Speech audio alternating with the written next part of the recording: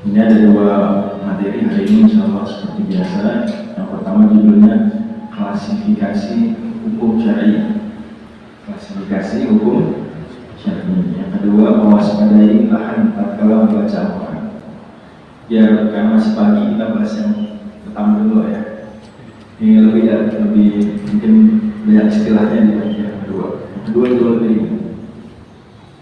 Jadi terakhir kita 2 pekan lalu membahas tentang apa ya? Judulnya apa? Kalau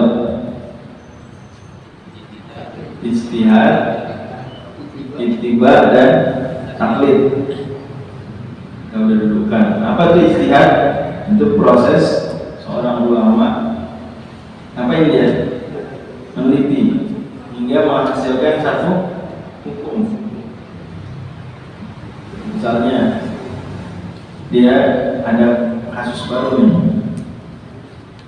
apa hukumnya kotak minuman ini, kotak apa nih, berkat kertasnya dari bungkus rokok. Contoh, bungkus rokok didaur ulang jadi kotak berkat, hukumnya apa nih? Boleh apa enggak? Telitilah. Jadi kita bahas kalau hasil ijtihad itu. Kemudian ada orang yang cuma ikut pendapat tersebut, umpama sang ustaz atau sang ulama bilang hukumnya halal. Kalau ada orang dia nggak ngerti gimana cara berpikirnya, sama sekali nggak ngerti, nol, cuma ikut-ikutan aja, pokoknya halal. Kok halal? Ya kak Kiai Fulan, kata Syekh Fulan. Ya. Namanya muqallid, jadi yang dilakukan adalah taklid. Tapi kalau dia sedikit ngerti, ya karena bungkus rokok kan bukan rokok, yang dilarang adalah rokok, bungkus rokok ya kertas. Kalau didaur ulang jadi kotak berkatnya, dia memang level ilmunya belum seperti yang melakukan ijtihad ulama tadi, tapi dia ngerti lah sedikit minimal cara berpikirnya, ngerti dalilnya, maka ini namanya apa? Ittiba. Ini ada ijtihad, ittiba dan apa? Taklid. Itu sudah kita dulukan, alhamdulillah. Nah berarti pada akhirnya hasil daripada ijtihad itu hasilnya hukum syar'i. Ini kita bahas. Hasil dari ijtihad adalah hukum syar'i. Ijtihad itu proses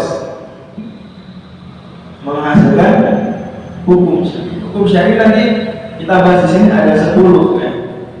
Dibagi 2, masing-masing 5, berarti ada 10. Makanya kita terhadap mujtahid itu siapa mujtahid? Orang yang melakukan ijtihad namanya mujtahid. Kepada mujtahid itu kita seperti hubungan kita seperti kita datang ke abang-abang mixu. Siapa pernah beli es krim mixu di sini? Atau kopi Tomoro? Yang tentu aja ya, mixu atau Tomoro. Atau sini Momoyo es krim. Datang kita. Pertama kita lihat apa dulu? Menu. Kemudian kita bilang, saya mau menu ini. Terus ngapain dia? Kita disuruh nunggu. Ya Allah, macam begini. Jadi dipanggil nomornya. Kita dikasih apa? Es krim atau dikasih kopi. Nah itu perumpamaannya begitu. Nanya, ini ada pilihan. Saya mau tahu hukumnya apa ya? Hukum apa nih? Yang terbaru isu fikih apa nih? Apa hukumnya istri ngecek HP suami tanpa izin? Klik tanya, ini sebentar, kita suruh duduk, cari lawannya ini. Jadi kita dikasih apa? Kasih hukum, boleh, makruh, haram, samit. Jadi prosesnya begitu. Seperti abang-abang tadi mixu, ke abang-abang nasi goreng sama, nasi goreng juga sama. Bang, kita lihat menu.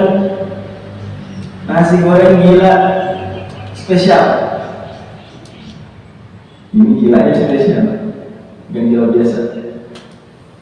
Sama abangnya kita suruh dulu, dia mau masak campur ini. Jadi nih bungkus nasi goreng gila spesial. Nah, proses masak abang nasi goreng, proses mengolahnya, penjual mixu itu namanya kalau di sini ijtihad. Ijtihad. Kita yang menikmatinya, kalau kita nggak ngerti sama sekali cara masak, nggak ngerti sama sekali cara bikin es krim, kita berarti taklid, kan? Taklid, makan aja. Gimana tadi kok bisa enak? Ya nggak tahu lah itu. Pokoknya nasi goreng enak, cuma gini enak. Tapi ya, di atasnya ini ada apa namanya apa? Itiba, dia ngerti loh. Ini enak nih garam, cabenya tadi saya lihat potongannya itu tipis. Dan seterusnya. Berarti itibanya kita dalam kehidupan sehari biasa tuh ada istihad, ada apa? Itiba ada taklid. Gitu ya. Nah, hasil dari istihad adalah hukum syar'i. Hukum syar'i apa definisinya? Lihat paragraf kedua. Titah Allah Subhanahu wa taala yang dihadapkan kepada para hamba berkaitan dengan perbuatan mereka. Titah Allah Subhanahu wa taala dihadapkan kepada para hamba berkaitan dengan perbuatan mereka. Jadi hukum dalam Islam itu halal, mubah, wajib, sunnah, makruh, haram itu sebenarnya titah Allah. Kalau pikir begini, kalau ada hukumnya haram, apa yang hukumnya haram di sana? Misalnya bawa kemana? Nah, boncengin teman kerja perempuan pakai motor, haram. Pelukan ini ya, teman-teman kerja, bukan istri ya, teman kerja, haram. Artinya apa? Haram kan hukum syar'i, hukum syariat. Artinya titah Allah. Berarti kalau kita bilang pelukan sama apa? Teman kerja perempuan haram, artinya Allah bertitah ke kita. Kalau ini kerja ini dosa, kalau ini tinggalin berpahala. Gitu. Wajib artinya apa wajib? Berarti titah Allah. Berarti kalau menafkahi keluarga hukumnya wajib. Berarti pas kita terima gajian, jedreng terima gajian, alhamdulillah telah masuk uang. Ingat kita kewajiban nafkah keluarga. Pas kita ada duit buat nafkahin keluarga, itu kita sadar hukumnya wajib. Apa maksudnya hukumnya wajib? Allah bertitah ke kita. Wajib ente nafkahin keluarga. Kalau ente nafkahin keluarga berpahala, kalau ditinggalin berdosa. Jadi hukum itu sebenarnya apa? Titah Tuhan, titah Allah. Ini harus dipahami nih, karena banyak apa? Ya. Jadi hukum itu apa artinya? Titah Allah. Allah kapan bertitah ini? Di Al-Quran. Atau diwajibkan kepada Nabi Muhammad SAW jadi hadis. Kan hadis dulu itu wahyu dari Allah juga. Gitu ya. Jadi hukum itu bukan cuma kata-kata biasa, ya, perintah Allah, titah Allah. Jadi kita sehari-hari sebetulnya kalau mau berbuat itu ada titah Allah terkait perbuatan kita, semua perbuatan kita. Mau ngangkat HP, turunin HP, ada titah Allah. Titah Allahnya apa? Kalau hukum ini kubah, silakan Anda angkat HP. Tidak mengapa, angkat HP, nggak angkat HP, nggak ada urusan. Silakan Anda turunkan lagi. Anda turunkan tidak berpahala, Anda nggak turunkan tidak berdosa. Silakan begitu. Anda titah Allah dalam hidup kita. Makanya orang Islam yang sadar akan hal ini, dia akan merasa dekat terus dengan Allah. Karena setiap dia berbuat, Allah selalu bertitah kepadanya. Allah punya titah terkait perbuatan. Hukum syar'i dibagi dua. hukum taklifi, dan ini yang paling populer. Nah, nanti yang nomor dua hukum wad'i. Apa aja nih hukum syariat dua? Apa aja? Hukum taklifi dan yang kedua hukum wad'i. Wad'i halaman berikut. Hukum taklifi ada 5. Apa aja? Wajib, mandub. Apa nama lainnya mandub? Sunnah, mubah, orang kadang bilang halal, makruh, dan yang kelima haram. Coba kita ulang ini. Hukum taklifi ada 5. 1 wajib, 2 mandub, 3 mubah, 4 makruh, 5 haram. Ini berarti dia ada spektrumnya 5. Paling pertama wajib dan haram dia berlawanan. Sunnah dan makruh berlawanan. Tengah-tengah berarti mubah. Ini harus ngerti. Wajib, sunnah, atau mandub, mubah, makruh, haram. Wajib lawannya wajib haram. Sunnah lawannya makruh. Oke, apa itu wajib? Wajib adalah hukum yang kita dituntut oleh syariat untuk mengerjakannya dengan tuntutan yang tegas. Jadi kita dituntut kerjain dan tuntutannya tegas, harus kerjain. Makanya orang yang mengerjakan perbuatan wajib dikasih pahala. Orang yang meninggalkan perbuatan wajib kena dosa. Contohnya apa wajib misalnya? Tadi saya bercontoh menafkahi keluarga. Jadi kalau kita menafkahi keluarga, kita mengerjakan berarti kita berpahala. Kalau kita meninggalkan berarti kita dosa. Contoh lagi apa lagi yang wajib? Silakan. Saya mau kenal juga dengan Bapak. Maaf. Pak Toyib, ya Pak Toyib, silakan Pak Toyib. Wajib contohnya apa lagi? Sholat apa nih? Sholat fardu, misalnya sholat subuh, sholat zuhur. Wajib artinya bila dikerjakan pahala, kalau tinggalin berdosa. Dengan Bapak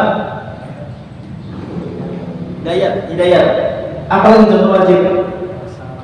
Selain ibadah, yang lain. Bekerja. Misalnya udah tanda tangan kontrak, masuk kerja Senin sampai Jumat jam 8 sampai jam 4 di Sudirman misalnya. Wajib, kenapa wajib? Karena kita udah tanda tangan kontrak. Jadi meskipun males nih, harus berangkat. Tabungan udah banyak, harus berangkat karena kewajiban. Berarti kalau kita berangkat kerja berpahala kan? Berpahala. Bolos kerja berarti dosa, benar dosa.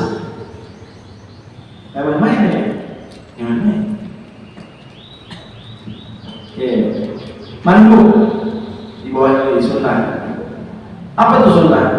Mandub hukum yang kita dituntut oleh syariat untuk mengerjakan, tapi tuntutannya tidak tegas. Kalau wajib kan tuntutannya tegas, kalau sunnah tuntutannya nggak tegas. Ya, ayo nanti ayo, karena ya apa? Sehingga kita tidak dicela kalau kita meninggalkan, nggak tercela. Orang meninggalin sunnah nggak tercela. Yang tercela kalau meninggalin wajib, baru dia bersalah. Karena itulah orang yang mengerjakan perbuatan mandub sunnah diberi pahala. Tapi kalau dia meninggalkan, dia apa? Tidak berdosa. Contohnya apa sunnah? Al-Ghafur contoh sunnah ya? Tahiyat masjid. Tahiyat masjid. Masuk masjid, salat masjid, hukumnya apa? Kalau ngerjain pahala. Ditinggalin nggak dosa. Sedih ya. Dan ini semua yang wajib dan mandub semua jadi hukum ini 5-nya mesti ada dalil. Cuma kita bukan pengajian fikih, saya nggak sebentar. Tapi sholat di masjid itu hukumnya sunnah. Kalau ada orang masuk masjid dan sholat di masjid, dia nggak dosa dan tidak tercela. Tapi memang kurang afdol.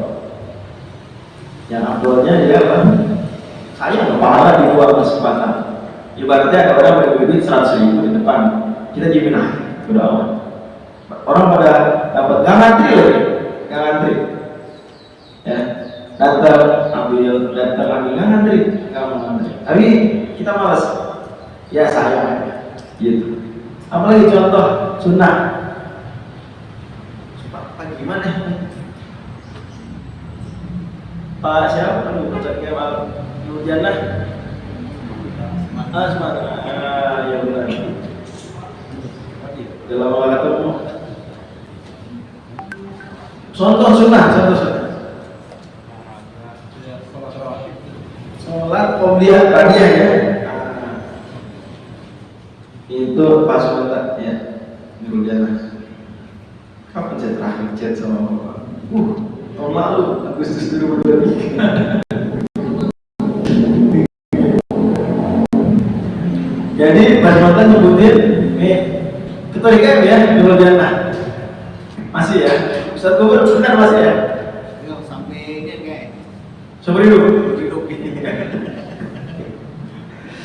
Kalau tadi Pak Toyib dari ini apa ketua menjaga Imam Jahil? Masya Allah. Kemudian Pak Hidayat Nurjan juga apa di DKM? Imam atau imam? Masya Allah. Alhamdulillah. Kita sebentar tadi hukumnya sunnah. Oh dia Pak dia. Berarti kalau ada orang ngerjain, dia berarti berpahala. Nggak ngerjain, nggak dosa. Ya tapi sayang aja. Tentu kita ketika bicara ini bicara fakta apa adanya ya. Memang nggak dosa. Makanya kita juga harus memberikan porsi yang sesuai. Jangan berlebihan menekankan yang sunnah, tapi kurang menekankan yang wajib. Ini hati-hati juga. Nanti kita akan masuk ke contohnya. 3, mubah. Mubah itu berarti apa? Hukum yang dibolehkan kita oleh syariat untuk memilih, bebas milih antara mengerjakan dan apa? Berarti orang ngerjain mubah diberi pahala enggak? Diberi dosa kalau ditinggalkan juga enggak. Ngerjain enggak ada pahala, enggak ada dosa, ninggalin enggak ada pahala, enggak ada dosa. Itu mubah. Contoh mubah. Silakan. Merokok mubah itu fatwa Muhammadiyah tahun 2005 sampai 2010 ya, 5 tahun Muhammadiyah berpendapat rokok mubah. Sebelumnya Muhammadiyah berpendapat rokok makruh, terus mubah. Sejak 2010 Muhammadiyah berpendapat rokok haram. Gitu, menarik ya. Jadi sebut makruh, apa tuh makruh? Secara fatwa begitu makruh. Ada masih ada tertulis fatwanya, masih ada. Walaupun kalau kata orang tua saya Muhammadiyah di Bekasi Timur ya dulu, termasuk mungkin juga bawa merasakan. Saya juga baca beberapa literatur. Itu Muhammadiyah, warga Muhammadiyah sudah menganggapnya haram. Warga Muhammadiyah dulu udah menganggapnya haram. Cuma secara fatwa padahal makruh doang. Gitu. Saya nggak ngerti kenapa. Makanya jadi bahan lucuan waktu Menteri Muhammadiyah terkenal, Menteri Pendidikan, ya. Ngerokok, saya nggak usah sebut nama. Ngerokoknya banyak. Warga Muhammadiyah yang ngerokok kan disindir ya. Itu Muhammadiyah ngerokok. Katanya kita ikut madzhab Maliki. Madzhab Maliki. Karena Menteri Pendidikan dari Muhammadiyah yang ngerokok, namanya, nah itu tadi. Ya, mudah-mudahan Allah berikan berkah dan rahmat buat beliau Abdul Malik Fajar. Malik, pada Maliki. Ya, nggak tahu betul-betul mau yang terbaru ya. Tapi rokok jadi itu bukan contoh mubah.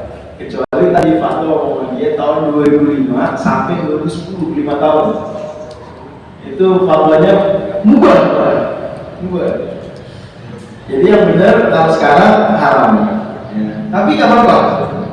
Setidaknya pernah mempunyai berfatwa itu mubah. Apa itu mubah? Tidak masalah saya kita ngikutin yang mubah ya. Masalah.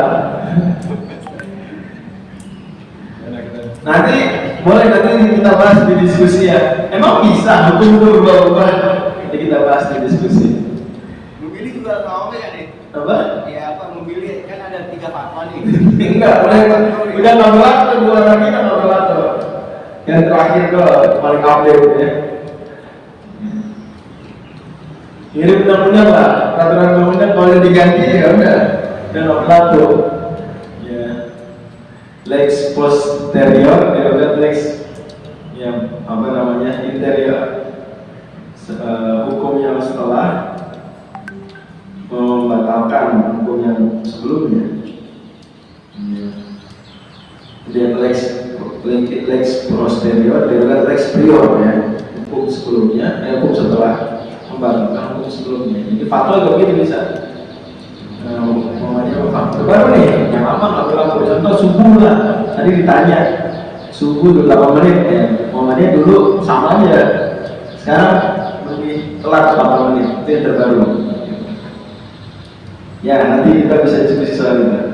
Jadi ini yang berubah. Apa lagi contoh yang lain? Pakai jam tangan ketika sholat. Lalu apa tuh nih? Geser-geser. Lain lagi ada. Lain lagi misalnya. Petai atau jengkol. Gimana? Makan petai atau jengkol. Makan petai atau jengkol. Lupa saya ada fatwanya apa enggak kalau ganti. Ya. Kita anggap aja makan jengkolnya itu habis isya ya.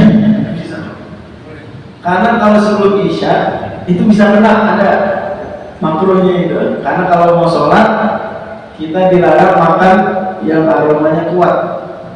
Gak mau jengkol enggak. Bawang apalagi lah apa makanan ini. Jadi kalau habis isya ya oke lah, bisa habis isya arisan gitu ya. Arisan bapak makan. Setahu saya nggak ada fatwa tarjih memakruhkan kalau kayak gini. Bisa. Berarti kalau kita makan teh berpahala nggak? Nggak berpahala ya. Kalau nggak makan teh juga nggak dosa. Makan nggak makan nggak pahala nggak dosa. Apalagi contoh lain. Silakan bapak dengan Pak Nurwalis dari Salah al-Muhlisin. Soal nutrisi sebelumnya. Amanah, tetangga amanah. Oh, amanah ada lagi. Nama lengkap? Nur Khalis. Panggilnya Pak Khalis atau Pak Nur? Iya, Pak Khalis. Apa contoh mubah? Olahraga. Hari pagi mubah. Jadi kalau hari pagi ya enggak ada berpahala. Kalau nggak hari pagi nggak dosa. Nah tapi penting ingat, mubah ini dari semua hukum dia paling fleksibel. Jadi hukum-hukum ini tadi udah disinggung, itu bisa fleksibel. Nah, mubah dia pada asalnya nggak berpahala, tapi ketika diniatkan untuk satu tujuan di atasnya atau di bawahnya berubah dia. Olahraga kalau diniatkan untuk satu hal yang wajib, misalnya apa? Dia kalau nggak olahraga lututnya lemah, lutut lemah nggak bisa sholat berdiri dalam sholat kan wajib. Maka olahraganya jangan hukumnya wajib. Gitu. Makan jengkol ubah bisa. Itu makan nasi goreng. Tapi kalau dia nggak makan nih sekarang nih, dia lemes nggak kuat sholat taraweh. Nggak kuat taraweh hukumnya apa? Sunnah ya. Nggak kuat di taraweh itu 11 rakaat. Nggak kuat. Makan dulu nasi goreng biar kuat. Makan hukumnya ubah, tapi niat dia untuk satu yang sunnah, berarti makannya jadi berpahala dengan pahala sunnah. Ini ajaib yang ubah. Tapi berlaku sebaliknya juga. Kalau diniatkan untuk yang jelek-jelek, hukumnya juga jelek. Olahraga pagi tujuannya lihat perempuan cakep, berubah. Tapi yang salah bukan olahraganya padahal, yang salah apanya?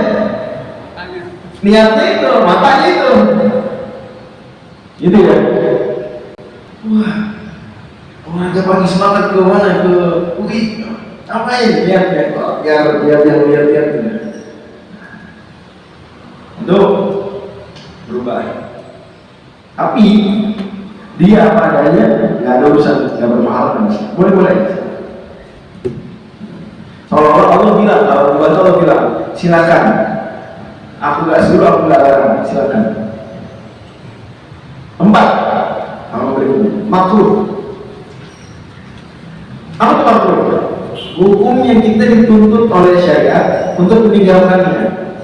Jadi Islam nyuruh kita tinggalin, tapi tuntutannya tegas apa nggak tegas? Tidak tegas. Sehingga kita kalau kita ngerjain tercela nggak? Kita ngerjain makruh nih, nggak tercela. Nggak. Nanti juga kita kadang gitu, sinis sama orang ngerjain makruh. Jangan. Makruh yang kita nggak celak, ya memang kurang bagus, tapi dia nggak dicela. Makanya orang yang mengerjakan makruh dosa nggak? Ngerjain makruh nggak dosa. Kalau ninggalin makruh berpahala. Ini aja, karena kita disuruh ninggalin kan, cuma nggak tegas. Jadi dia kebalikan sunnah. Kalau ditinggalin berpahala. Nah, biasanya pengalaman saya, orang-orang kalau belajar usul fikih itu paling bingung contoh makruh. Biasanya gitu. Makanya saya kasih contohnya. 3 saya kasih contoh. Contohnya, orang tinju nih faktor wajib. Tinju itu kalau tidak sampai fatal kecelakaannya makruh. Jadi boleh nggak? Main tinju dosa nggak main tinju? Nggak dosa. Selama nggak sampai diperkirakan kuat resiko kecelakaannya parah. Kalau parah maka jadi haram. Tapi kalau ya ringan-ringan aja, pukul bonyok dikit ya, nggak apa-apa. Bela diri ya. Kalau tinju masalah itu langsung membuka. Ada hadis melarang wala tadribu wajh, jangan membuka, itu problemnya. Kalau tapak suci nggak makruh, karena dia nggak boleh membuka. Itu dia. Jadi tinju masalahnya itu kata Nabi jangan membuka. Tapi larangannya larangan makruh. Dipahami dalam konteks tinju ya, karena dia olahraga melatih lah. Ini tadi sebagian ulama ada yang pakai haram. Contoh makruh lagi puasa sahur penuh, kecuali Idul Fitri, Idul Adha dan 3 hari tasyrik. Ini 5 hari kan nggak boleh. Ya udah saya puasa semua tahun sepanjang tahun kecuali 5 hari ini. Kalau dia orang yang kuat, hukumnya apa ini? Makruh. Kalau dia kuat. Kalau dia nggak kuat, hukumnya haram. Jadi dia lemes gara-gara itu jadi nggak kerja, mau sholat, ya ada, jadi haram. Tapi kalau dia kuat aja, puasa setiap hari, kecuali 5 hari. Idul Fitri dia nggak puasa, Idul Adha, hari tasyrik yang 3 dia nggak puasa karena dilarang. Hukumnya makruh tetap, karena Nabi SAW melarang dari puasa setahun penuh. La siyama man shoma dahr. Contoh lain makruh memainkan alat musik sekadar bermain-main di belakang, nggak ada manfaatnya, itu fatwa atau putusan tadi hukumnya makruh. Kalau ada manfaatnya boleh, misalnya untuk menyemangati, misalnya untuk apa lagi? Untuk memberikan nasihat. Ada lagu-lagu dan nyanyian bisa untuk nasihat, maka bagus, berpahala. Jadi mas sama dia, ya bagus, berpahala. Joget doang hukumnya mubah. Joget ya, joget hukumnya mubah selama gerakan jogetnya normal ya, tidak seperti kalau laki-laki, tidak seperti perempuan, normal. Yang bermasalah kalau joget itu biasanya joget sama siapa? Sama tetangga, ibu tetangga. Nah itu baru jadi masalah. Nanti joget aja bubar. Sebagian orang menyangka joget haram, enggak. Menari itu bubar. Haram, berarti kalau haram dikerjain dosa, ditinggalin. Nah ini orang sudah lupa, dikiranya cuma dikerjain dosa, padahal ada yang lebih menggiurkan, yaitu apa? Kalau ditinggalin berpahala. Menurut saya banyak orang yang sekarang itu memahami haram itu cuma setengahnya doang. Kalau dikerjain dosa titik itu doang, sehingga motivasi dia tuh kurang untuk meninggalkan yang haram. Apalagi bagi dia cuma dosa, gitu doang. Tapi kalau kita sadar maksudnya haram itu adalah jika ditinggalkan berpahala, pahala besar bahkan, karena dia kebaikan yang wajib. Pahalanya pahala apa? Wajib. Kita harus sadar itu, semakin semangat.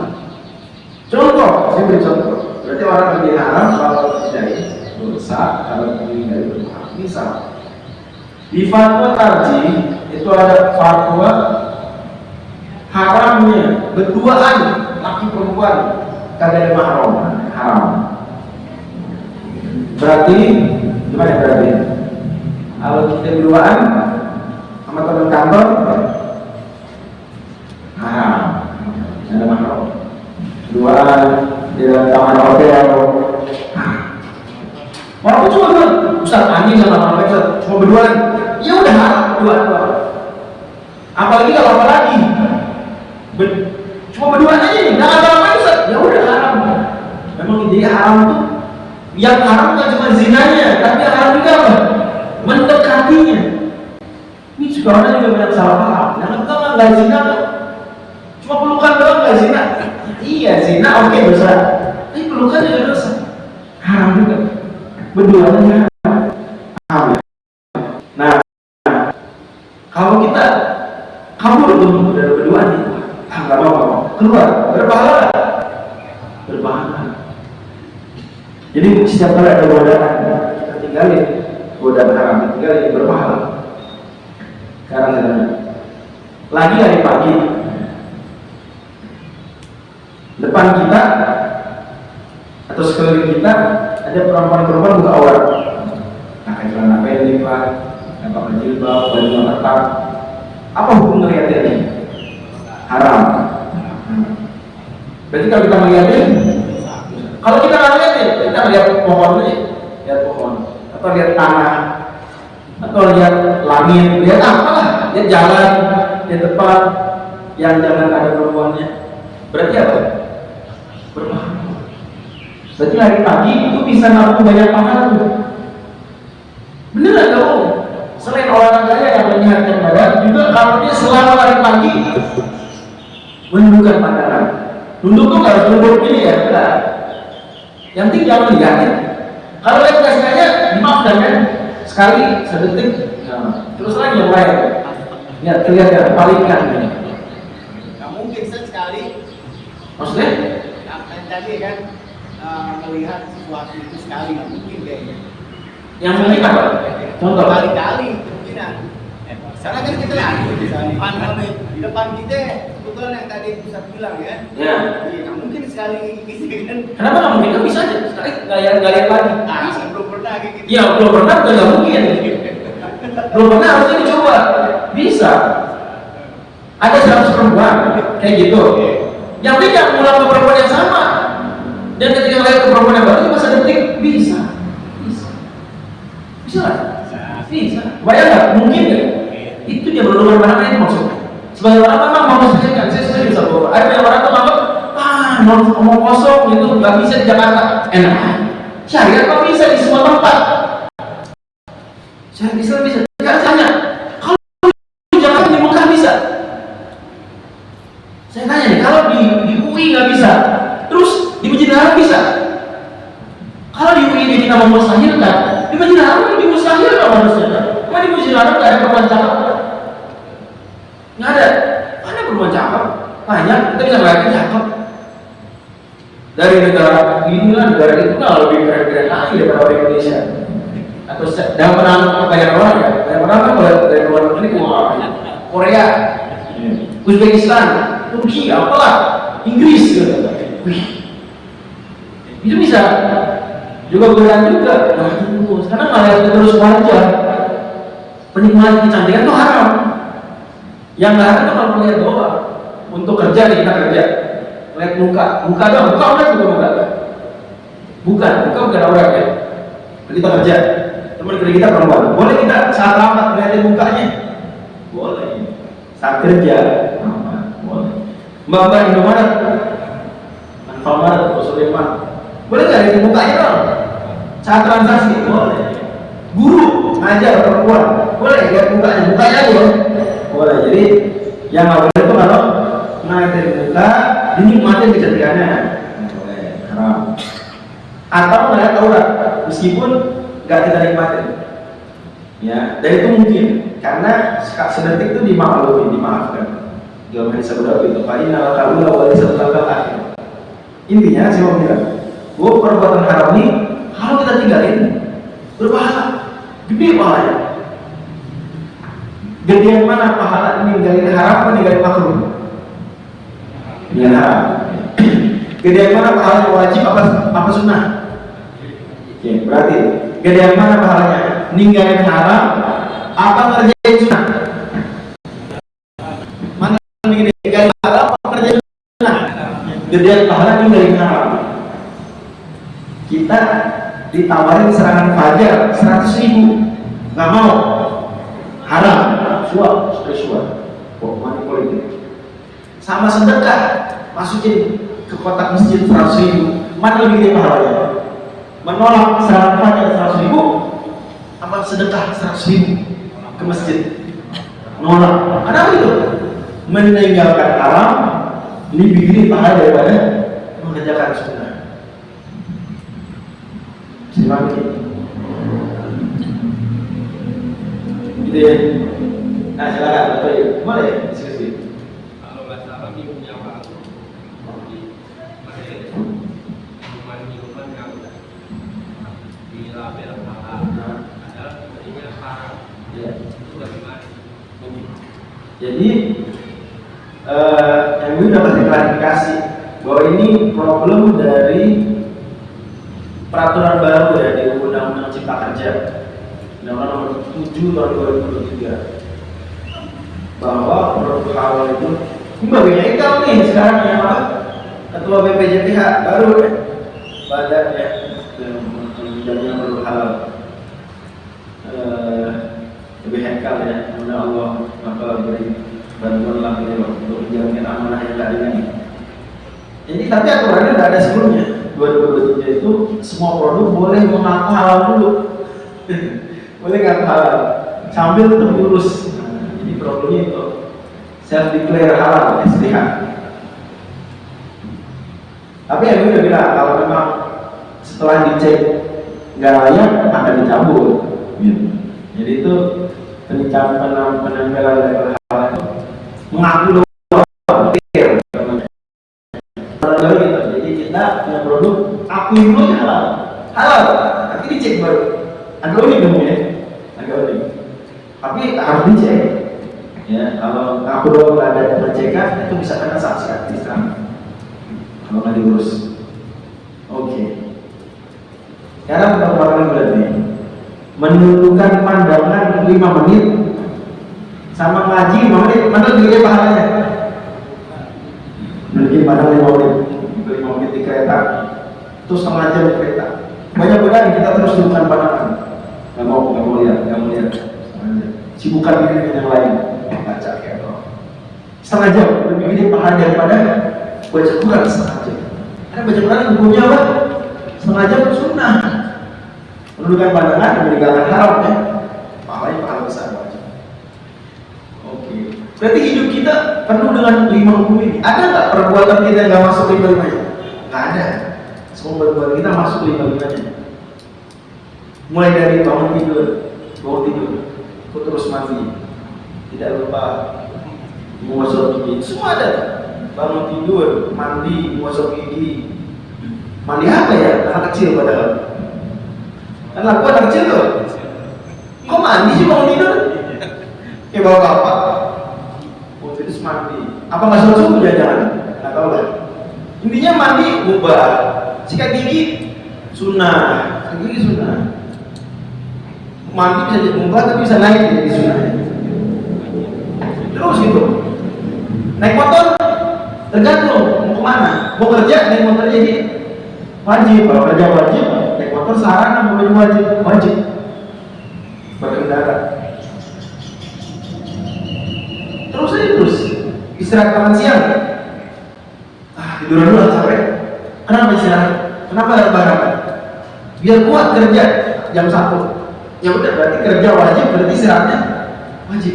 Berpahala wajib terus. Jadi hidup kita selalu lima ini.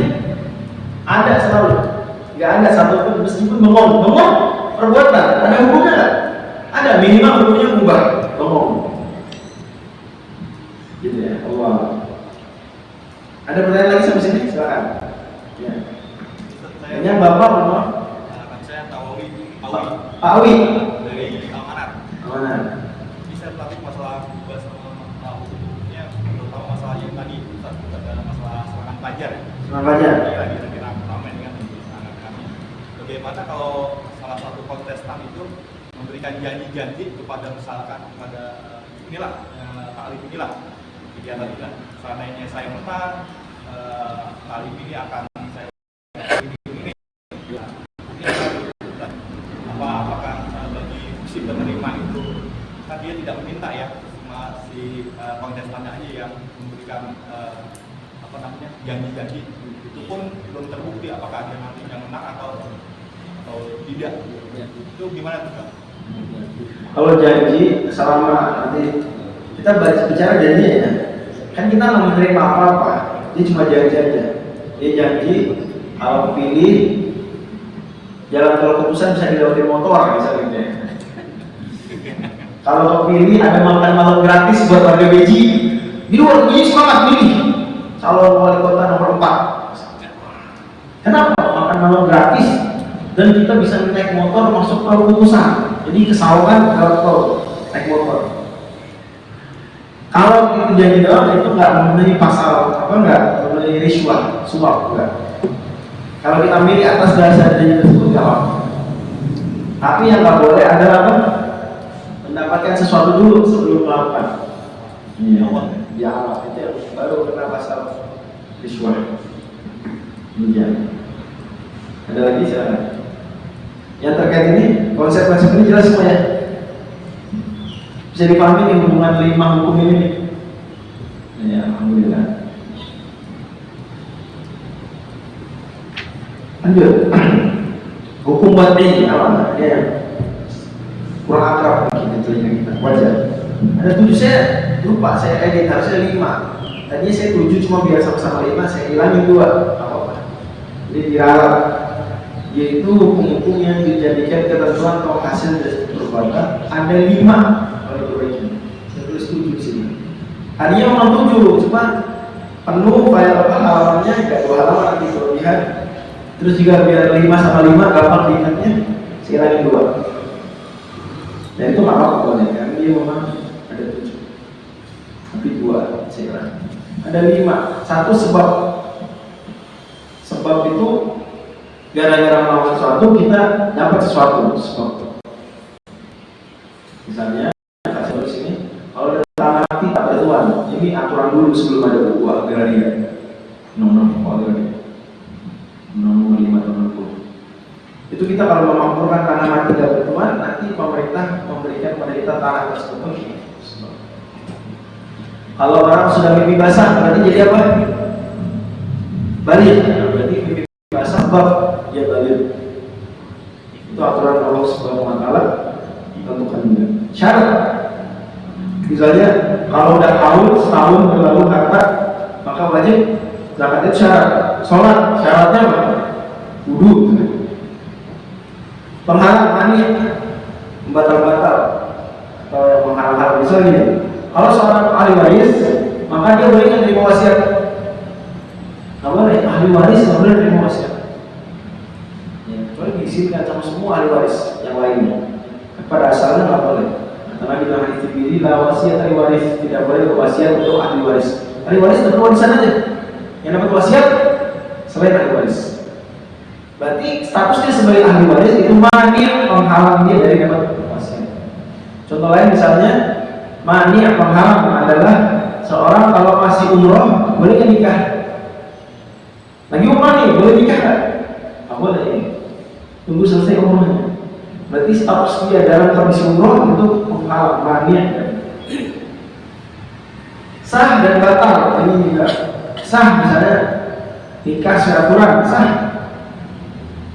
Berarti kalau suami dia berhubungan suami istri tidak dianggap zina karena sudah sah nikah. Kalau nggak sah berarti dianggap perzinahan. Batal tidur berbaring yang nyenyak itu membuat wudu membatal. Jadi 5 hukum wad'i sebab syarat menghalang ini sah dan batal. Jika kita perhatikan, maka tidaklah ada perbuatan kita yang mengandung ketentuan hukum. Dengan begitu, maka kita dapat maksimalkan tugas hidup kita di dunia ini. 7 hari 24 jam dalam melakukan ibadah. Pikir ini benar. Dan karena hukum tadi aku hukum di awal, pengertian hukum adalah titah Allah terkait kita. Maka kita dengan itu selalu sadar Allah selalu menitah kita, Allah selalu mengarahkan kita. Jadi hidup kita itu selalu diarahkan oleh Allah. Ini mubah wajib, ini haram wajib, ini makruh wajib, ini sunnah, ini wajib, selalu begitu. Mau berbuat apapun selalu begitu. Maka kita kalau haram, kita kerjain, berarti kita mengabaikan apa? Titah. Itu dia problem di situ. Allah tiap hari mengarahkan kita abai. Allah habis. Selesai pembahasan pertama. Dan ini semua kebaikan buat kita. Allah mengarahkan bukan untuk mempersulit, tapi untuk mengarahkan agar hidup kita makin baik selamanya. Kalau nggak ada bimbing, dan nggak semua hukum kan wajib dan haram ya. Banyak hukum ubah, bahkan kebanyakan hukum itu ubah. Kebanyakan perbuatan kita itu hukumnya apa? Ubah.